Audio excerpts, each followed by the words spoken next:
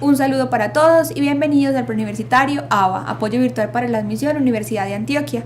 Estamos en el curso de comprensión lectora y el tópico que vamos a desarrollar van a ser las tipologías textuales. Vamos a hacer un acercamiento como a los conceptos y a cada uno de este tipo de textos, y la idea es que ustedes durante la sesión en la semana puedan profundizar aún más y también que usen como más ejemplos que les ayuden como a ampliar estos tipos de textos que vamos a analizar el día de hoy. Entonces vamos a ver que, como su mismo nombre lo indica, cuando estamos hablando de tipología textual nos estamos remitiendo al estudio y la clasificación de los diferentes tipos de textos. ¿Qué vamos a entender por texto? Aquella unidad lingüística, comunicativa, cuya interpretación y producción depende del contexto sociocultural y situacional. Depende además de la intención del emisor y del modo del discurso que seleccione para transmitir su mensaje. Vamos a ver que esto se relaciona con lo que habíamos visto la semana anterior, que tenía que ver con la intención comunicativa, ¿cierto? De acuerdo a lo que yo quiero comunicar, utilizo un tipo de función o hago énfasis o le doy predominancia a ese tipo de función en el lenguaje. Y también vamos a ver que de acuerdo al discurso, ¿cierto? O de acuerdo a lo que yo voy a decir, también debo seleccionar un modo del discurso o un tipo de texto. ¿Qué quiere decir eso? Que por ejemplo, si yo quiero expresar mis sentimientos, emociones, todo lo que yo siento, digamos algo como más de sí, como de la parte sentimental, yo no voy a escoger un tipo de textos como el ensayo, ¿cierto? Porque el ensayo tiene una estructura que lo que busca es desarrollar, digamos que una hipótesis a partir de argumentos, a partir de citas, a partir de formas de argumentación, sino que puedo buscar un tipo de textos como la poesía, ¿cierto? Que digamos que la función de la poesía es justamente eso, es un tipo de textos en el cual uno puede expresarse, en el cual expresa sentimientos, emociones, y pues que tiene como todos esos recursos de lenguaje y recursos literarios que facilita pues como ese tipo de expresividad. Entonces vamos a ver que de acuerdo a la forma que se seleccione también va a variar el contenido del texto.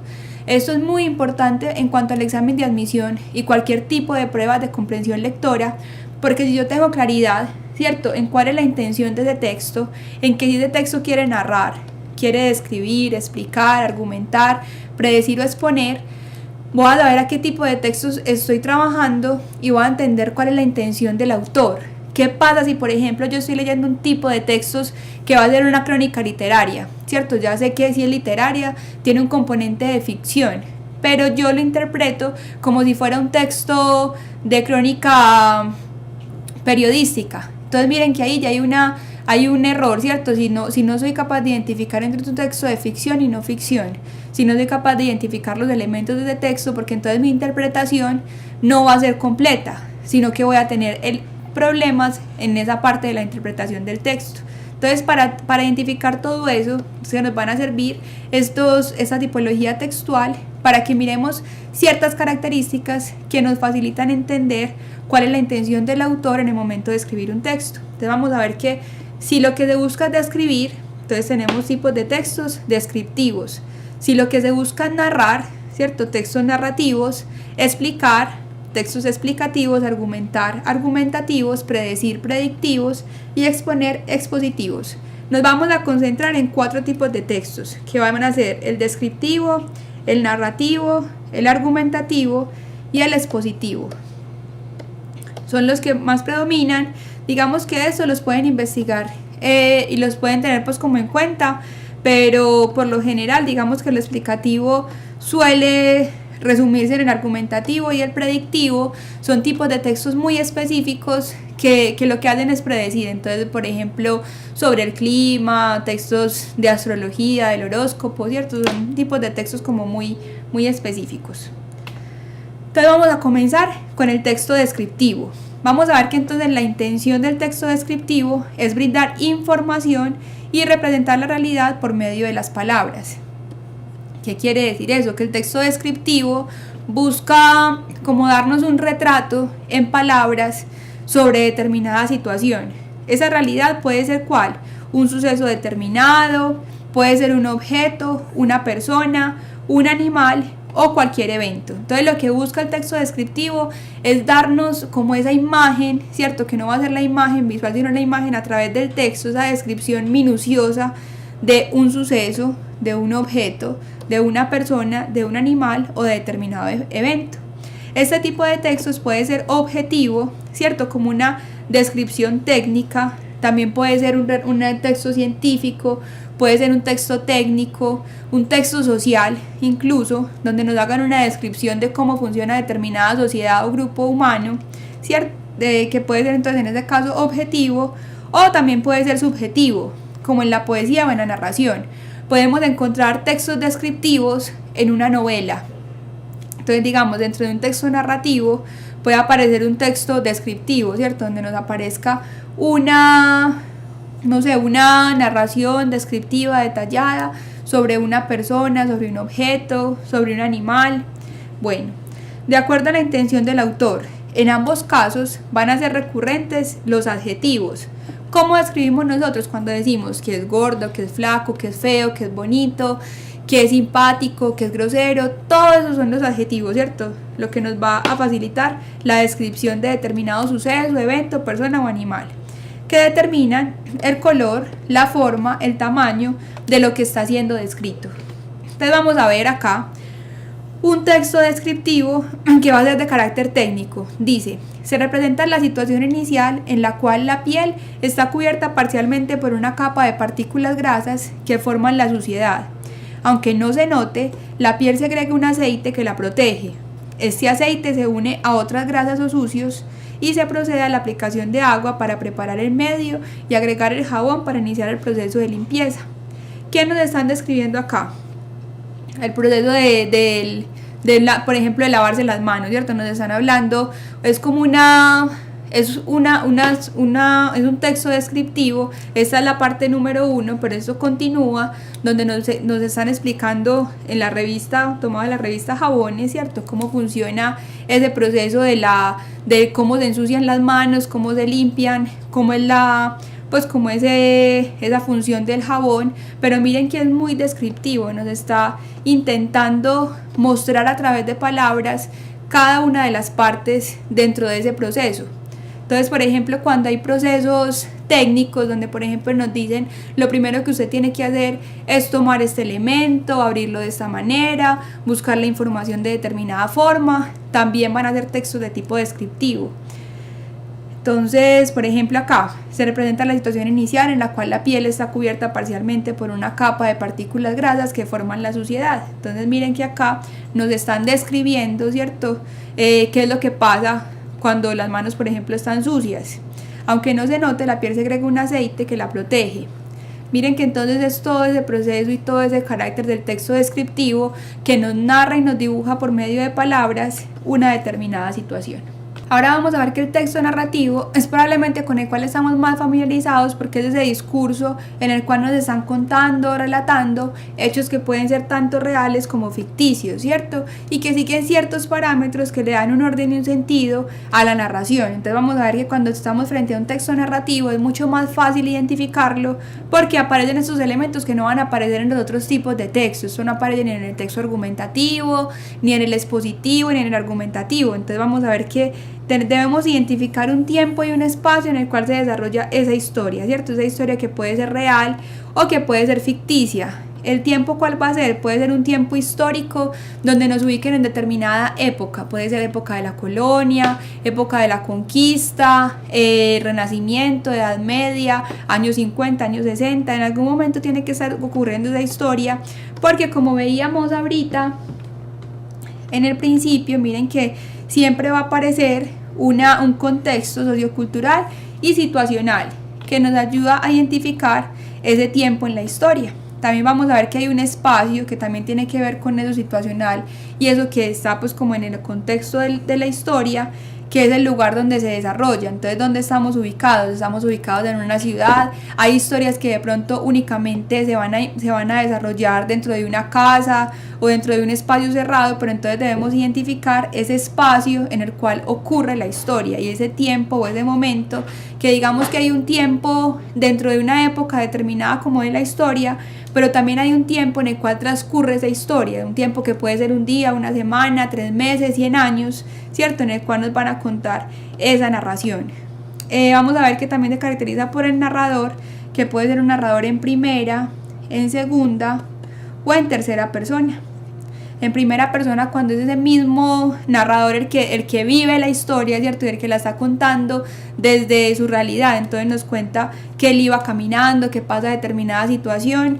En segunda persona, que digamos que es el tipo de narrador menos recurrente, ahorita vamos a ver un ejemplo que nos va contando qué es lo que le está sucediendo a ese otro, pero que también tiene una participación dentro de la historia y que utiliza como esa segunda persona. Tú vas caminando, te encuentras con determinada situación. Y el de tercera persona, que digamos que es el que más se utiliza, que va a ser justamente ese narrador omnisciente, que es el que sabe todo lo que sucede en la historia. Es como esa cámara que está encima de la narración, entonces sabe lo que piensan todos los personajes, es omnisciente porque todo lo sabe, es como una especie de narrador Dios, ¿cierto? Que sabe lo que piensa, lo que sucede, lo que van a hacer dentro de la historia. Entonces digamos que es el más recurrente. Y también vamos a ver que ustedes, cuando ya estén leyendo una novela e identifiquen en un cuento o novela o en una de este tipo de narraciones, es muy interesante porque por lo general los autores tienen un narrador preferido.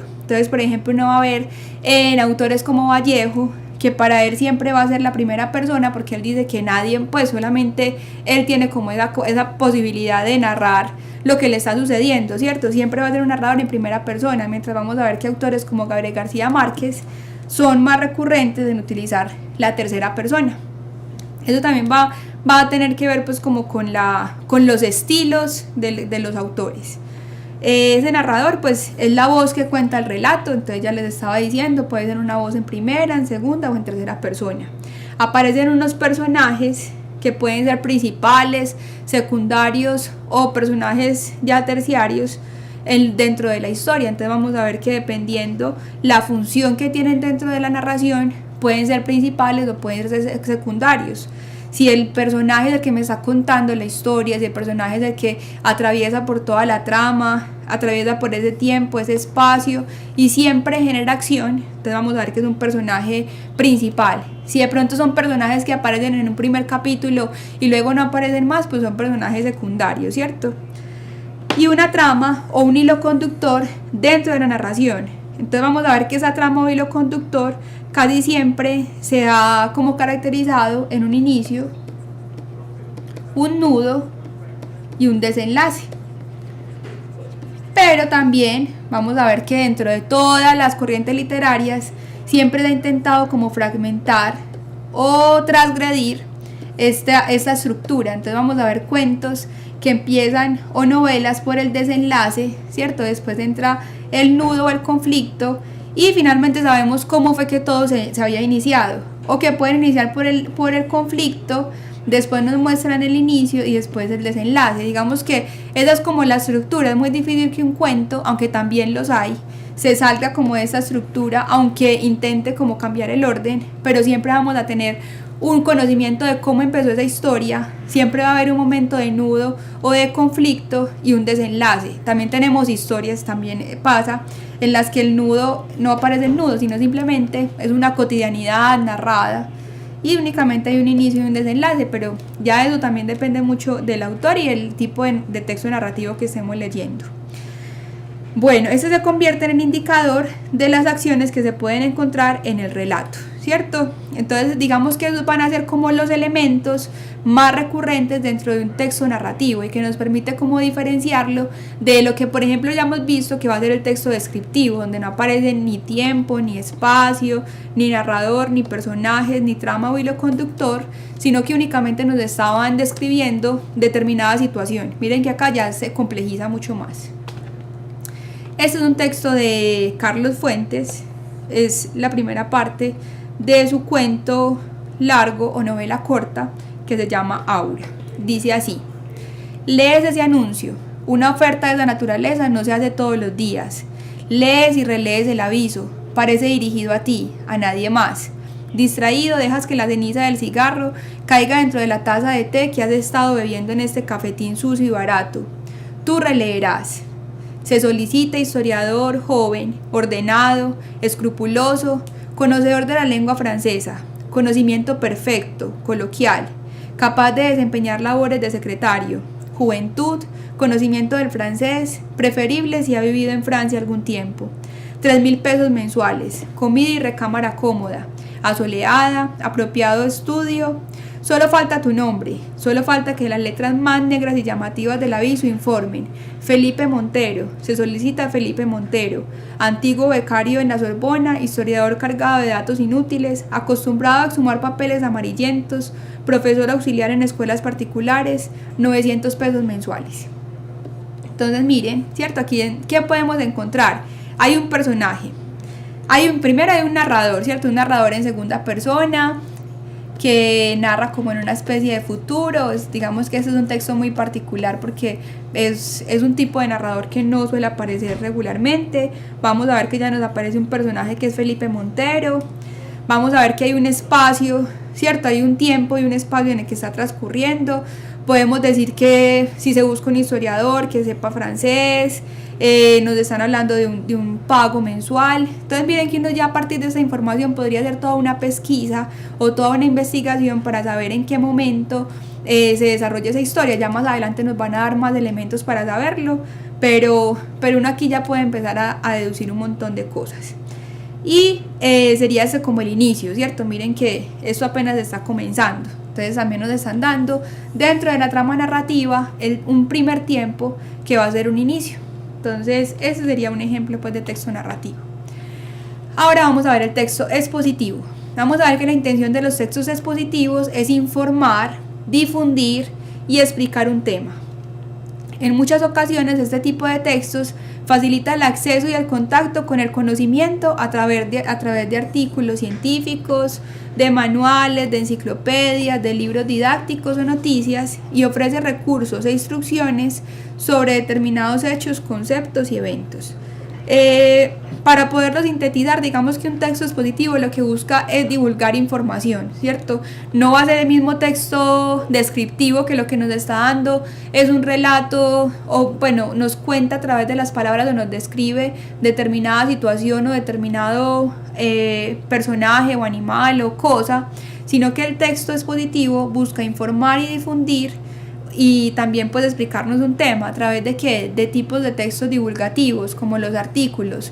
Si queremos saber sobre, no sé, sobre la llegada del hombre a la luna, entonces buscamos por Google y seguramente nos van a aparecer artículos de revistas que nos hablan sobre ese tema, que son textos que buscan ser muy divulgativos, que buscan ser muy claros y que buscan dar información puntual sobre determinado acontecimiento, ¿cierto? Artículos científicos. También podemos encontrar un manual. Entonces queremos saber qué será eso de carpintería. Entonces vamos a buscar un texto expositivo, un manual o una enciclopedia que nos dé como los elementos más básicos, ¿cierto? Que nos informa, que difunde y que nos explica sobre ese tema. Libros didácticos, como cuáles también, como los de textos escolares. Ustedes van a ver básicamente que en un texto escolar lo que se busca es informarnos, ¿cierto? Y difundir de forma muy sencilla determinados temas, y las noticias que también cumplen con ese objetivo. Vamos a ver que los textos explicativos o expositivos se caracterizan porque utilizan un lenguaje muy preciso, son claros, concisos y por lo general se emplea la tercera persona. También hay un uso muy amplio de tecnicismos de acuerdo al área que se aborda. ¿Qué quiere decir esto? Que no van a ser textos donde aparece una primera persona en la que, de acuerdo a mi opinión personal, yo estoy contando qué es la biología, sino que son textos científicos en tercera persona que nos cuentan claramente de en qué consiste ese tema. También porque abordan tecnicismos, porque como son informativos, como son divulgativos, pues también tienen que utilizar como ese lenguaje propio de las áreas. Entonces yo voy a un texto de matemáticas y no voy a encontrar términos propios de la medicina, sino propios de esa área de conocimiento, pero pues digamos que también en cierta forma como muy divulgativos y muy claros. Vamos a ver un ejemplo de texto expositivo. Dice: los griegos de la antigüedad se preocupaban por los niños desde el mismo momento en que la futura madre sabía o sospechaba que estaba embarazada. para que el parto no tuviese problemas, el filósofo Platón recomendaba a las gestantes hacer ejercicio, mientras que su discípulo Aristóteles las animaba a alimentarse de manera adecuada. Llegado el momento del nacimiento, la costumbre griega prescribía que únicamente otras mujeres acompañasen a la parturienta. ¿De dónde es tomado este texto? De cómo se criaban los niños en la antigua Grecia. Un texto de la revista National Geographic, ¿cierto? Que seguramente ustedes la han escuchado o han tenido la oportunidad de leerla. Entonces miren que es un texto en el cual, si queremos saber cómo era la infancia en la antigua Grecia, desde el momento en el que las mujeres estaban embarazadas hasta, digamos, los 12 años de edad de los niños, que ya pasan a una edad pues de la adolescencia o preadolescencia y pues ya no se entienden como infantes sino ya como adolescentes o preadolescentes. Entonces miren que en el texto nos dan elementos claros, ¿cierto? Nos cuentan, también de cierta forma nos están contando, pero también es un texto que no únicamente es para contar una historia, sino que busca informarnos sobre determinado tema o información o contenido. Y por último, vamos a ver el texto argumentativo, que digamos que es uno de los más complejos, pero los que más se utilizan en términos de creación de información dentro de las universidades. El texto argumentativo lo que busca es convencer al otro, ¿cierto? Esa es la principal función, a un lector o a un oyente sobre determinada idea, opinión o creencia. Vamos a ver que el texto por excelencia de tipo argumentativo va a ser el ensayo. Y el ensayo justamente lo que busca es convencer al otro sobre una idea que yo tengo, sobre una opinión, una creencia o lo que vamos a denominar como una hipótesis, ¿cierto? Una hipótesis inicial, que es de donde parte el ensayo. El ejercicio de la argumentación tiene como objetivo expresar ideas y persuadir al otro. Eso también va a ser muy importante y lo veíamos al inicio, esa palabra de persuadir, convencer al otro de las mismas mediante diferentes modelos que parten del planteamiento de una tesis o una hipótesis. La tesis o la hipótesis es una oración simple, ¿cierto?, en la que yo estoy expresando lo que yo pienso sobre determinado tema. Puede que yo piense que la contaminación, o sea, la causa de la contaminación es la falta de árboles en el área metropolitana. Esa es mi hipótesis. Yo cómo logro convencer y persuadir a ese otro de que esa hipótesis o esa idea mía es verdadera. Entonces vamos a ver. Lo logro argumentando por medio de ¿qué? De la ejemplificación. Yo puedo traer modelos o puedo buscar ejemplos de otras ciudades en las que por la deforestación se produzca contaminación. También por la similitud, ¿cierto? En medio de esa ejemplificación puedo decir, miren, el área metropolitana tiene las mismas características que esta otra ciudad, entonces también puedo traer ese modelo y hacerlo por contrastación o utilizando fuentes de autoridad que respalden ese planteamiento inicial. Entonces yo puedo decir que en la Universidad de Oxford ya había hecho un estudio en el cual afirmaban que si se deforestaba determinada área dentro de una ciudad, entonces iba a producir un mayor nivel de contaminación. Entonces miren que lo que buscamos siempre con el ensayo es buscar fuentes a través de formas de argumentación que pueden ser ejemplificación, similitud, contrastación, causa-efecto, argumentos históricos, ¿cierto? También puede ser a través de fuentes de autoridad que respalden eso que yo estoy contando. Yo tengo que buscar la mayor cantidad de fuentes y todas las formas de argumentación que me permitan persuadir y convencer a ese otro de que esa hipótesis o idea mía es verdadera. Entonces vamos a ver que en la argumentación escrita se resaltan las figuras retóricas que se utilizan en las diferentes estrategias como la persuasión y la emotividad. En la parte oral, el manejo de la imagen, el tono de la voz y los movimientos corporales y expresiones faciales van a ser muy importantes.